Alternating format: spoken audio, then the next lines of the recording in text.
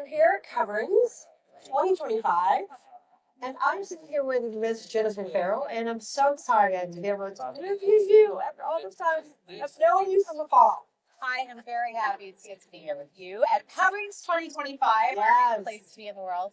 Yes. Oh my gosh, this is my first time, so I'm completely, my goodness. Oh my goodness. Okay. I did not know this was your first time being here. There is so much to see. There is so much to do. There are so many different pavilions. This is the largest and most important service trade show that is in North America. So it is really, you're at the show of shows. I'm at the show of shows. I love that. Well, see, this is something I didn't know. I did not know it was the largest. So I literally remember when Curry said, you're going to this. And I'm like, okay, so let's do this. Here we are. Let's do it. Let's do it. So, I don't know where to start with you, my friend. It's just like this. I'm looking at what all that you've done, what all that you do, and it's just like, how do I begin with this? Except for just maybe start at the beginning. How did you get started in it? That is a very good question. I think it's always been in my blood to be in the design world and in the entertainment world. I have had a passionate affair with both over the course of my life. When I was a little kid, when other people were watching cartoons, I was watching this in the house. I love that show. And then when other kids were playing with their Barbies, I was building Barbie houses. And I have told that story before, but I actually found a picture where it's like this little 6-year-old me with all these like cardboard boxes with my Barbies in there with like wallpaper on the walls and shack rugs. Yeah, so I have been doing this my whole life. Wow. And then I went to a performing arts high school and I studied both design and entertainment and performing at the high school. At the high school. Wow, that's remarkable. It actually was. And then when I went to Northwestern, I was studying both theater and design. And so I have been writing both sides of this world for a long time. Yes. And then I opened my design firm, Jennifer Farrell Design, in 2001. Wow. And by 2003, I had my first show. And so I was right place, right time, right skill sets. And by 2007, I had my first licensed product collection in 1,400 stores. So it's been a fabulous journey over the last 24 years. Things have really been, I've been very lucky. My dad used to say, it's better to be lucky than good. So I've been very, very lucky and hopefully a little bit good along the way. Oh, of course. Absolutely you have been here. Well, that's an amazing way to just like open this up and tell everybody who you are because, I get on your website and I'm like interior designer, television host, style influencer, you cover so much. And, I also was looking at how you have this livable luxury philosophy. Tell us a little bit about that. Well, I'm telling you in the perfect place because I'm literally sitting in our livable luxury tile collection booth with Epsom tile. But my philosophy has been that luxury should be a part of all of our lives. The feeling of luxury means to be surrounded by things of beauty, whether that's touch, taste, smell, sound, or sight. Right. That we are surrounded by the feeling of luxury, but that should be accessible.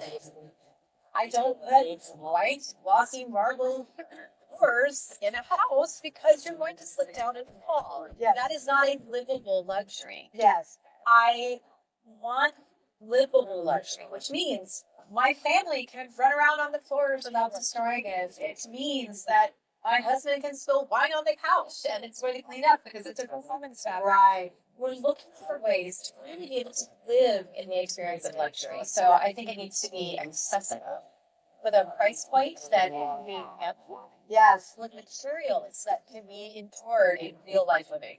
That makes so much sense. And you touch on something that I think a lot of people might not think that it's within their realm. The possibility is to be able to live in luxury. Yes. It seems like it's for somebody else or whatever, but you're making that more as, it's possible.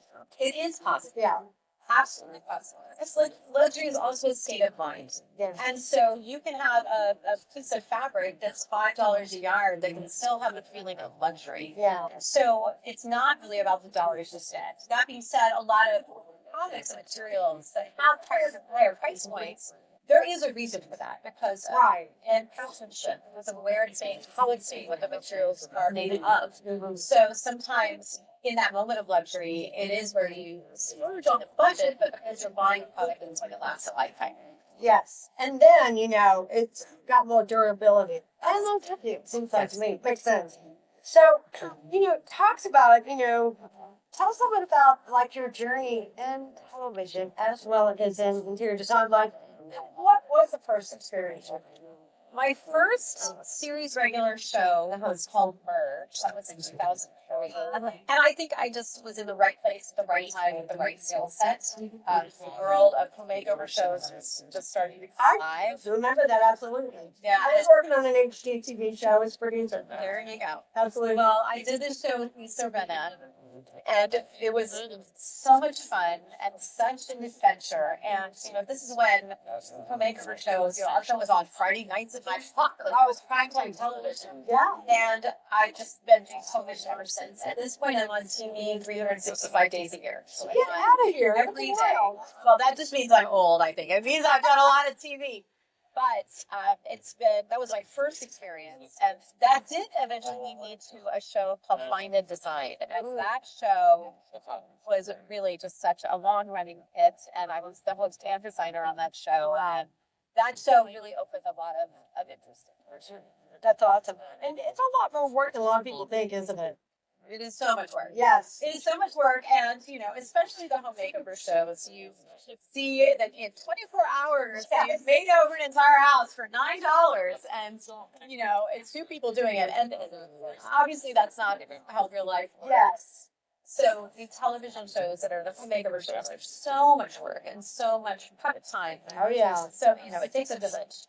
I now, for the last 6, 7, 8 years, I'm hosting real estate and lifestyle shows. So the shows that I host now are Most Amazing Homes and $1 Million House Hunters. Those shows, yes. those are so much fun because I'm not having to do all that home makeover stuff that I do in my day job. Yes. But also because those shows are really about inspiration and aspiration, where I'm talking to these 50 million years later, seeing things that inspire me, both as a television personality and as a designer. Oh, I bet. That sounds incredible. I gotta check that one out. So Yeah.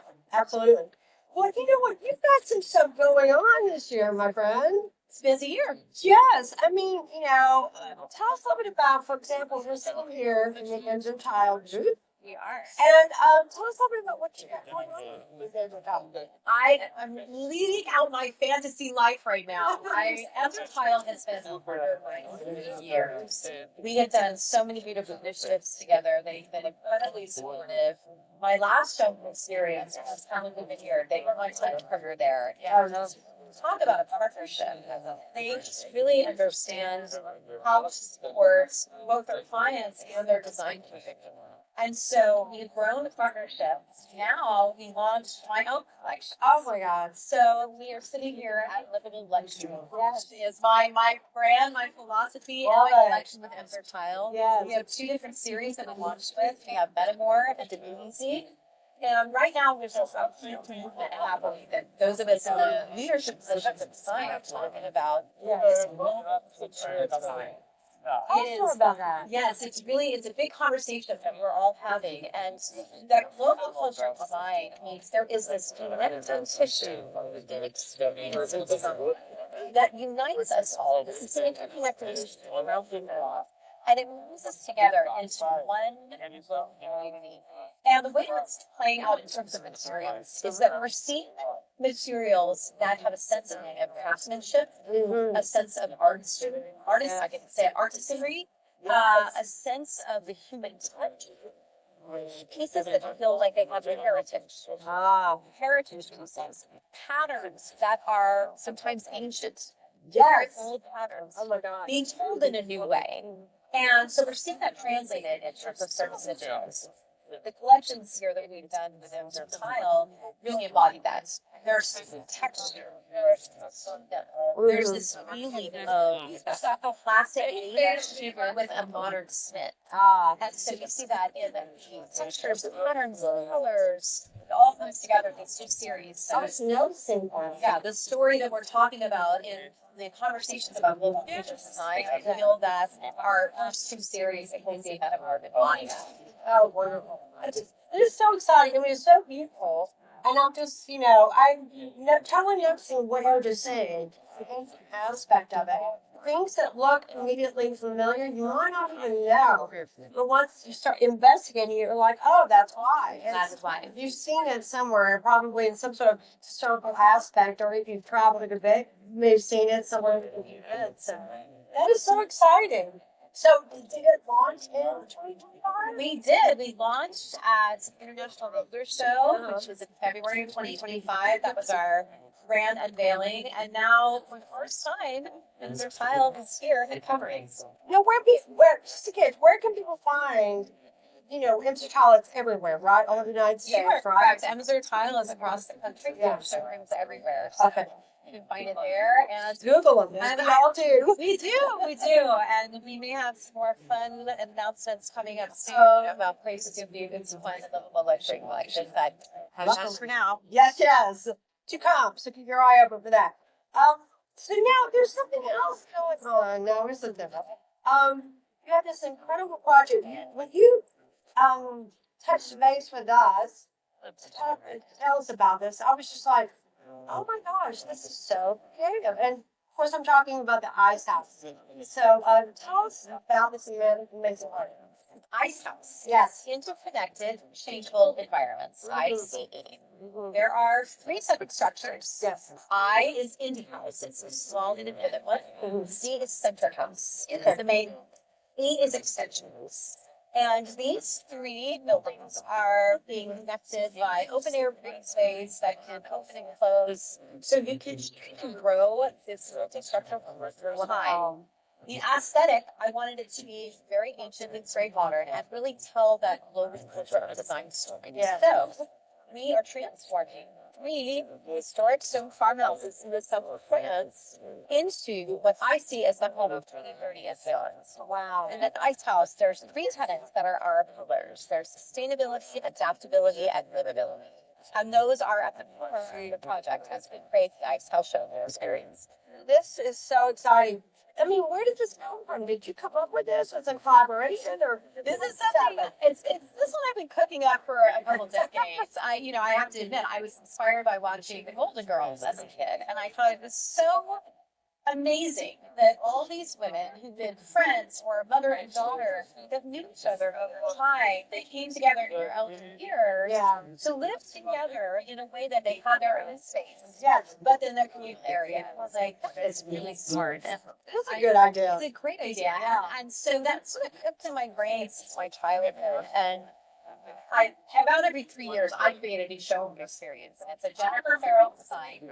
It's one theme where I bring in the finest of my luxury brand partners. Yes. Create a showroom journey that is a marketing experience. It's a media experience. It's just so smart. Well, thank you. You're welcome. It's a lot of work, but it's a really fun journey, and it always culminates then with the grand opening and public tours, public parties, and then grand activations as well. Wow. With Ice House, this is one that had been germinating for a while. Yeah. And I've been continuing to develop how this would look and what this would feel like. And I really wanted it to feel like ancient stone farmhouses because I'm trying to tell that global culture of design story that goes back to the beginning of our humanity. Yes.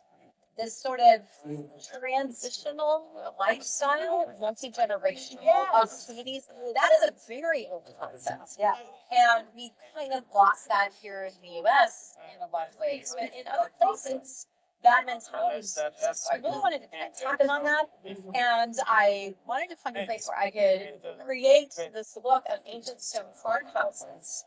And then I said, oh, wait a minute. Why don't I actually buy ancient stone farmhouses and transform them so that this becomes authentic? Yes. So I went on a journey search with my husband through the south of France, and we decided on that area. I've always had a love affair with France. I've been there a million times. But also just what the look that I was going for, what I wanted was big limestone buildings. And that is where the south of France is essentially one giant quarry. I don't know I did not know that. No. It's the southwestern region near Bordeaux. That's the Bordeaux region, which is the greatest wine region, arguably in the world. 1,000 years ago, they started pouring underneath Bordeaux to allow limestone to build all those medieval castles and chateaux. They realized that particular region, if you take out the rock, you're going to end up with caves that stay at about 55 degrees all year round. Oh, wow. It's the perfect place to store wine. So it became a symbiotic relationship with their own terrain to harvest the rock and store the wine. And to this day, they still do that. And so that's why in that region, you see beautiful farmhouses. Yes. And I really wanted to capture that and then transform it into the ancient meets modern station. So how the heck, now we've got this order. How did you find these structures? How did you come upon that? I'm thinking. That was not so easy. Yeah. So once I had this brilliant idea, I started putting together renderings of what I had in my head, and I started releasing those and media rollouts. And then I said, oh, I have to find those. So I went online. I looked at about 500 different properties. I narrowed it down to 9 that possibly could be right. And so I contacted the agents. Of course, they didn't both speak English, and my French is terrible. But then my husband and I made a vacation, and we went to France, and we would drive to 2 a day, and then go on to the next village. Sounds like a fun vacation, actually. You would think that, Christy. Uh-oh. Except, so we get to house number 1. We're so excited, and pull up, and we're like, oh, no, this will not work at all. Not going to happen in my house. No problem. I drive to the next village. We go to house number 2. We're like, oh my goodness, this is awful. Much better on paper than we realize. I know. We're like, no, it's fine, it's fine. 3, 2, same thing. House 3, house 4, 5, 6. And I'm starting to sweat. Like, I have already rolled out this idea, and I am showing renderings, and so there is no unplugging of this wire. Something's got to work. Something's got to work. Yeah. And so we go to house number 7. Doesn't know. And it's ice cream. We drive in, and it's up on this beautiful knoll with vineyards surrounding it, 365 trees.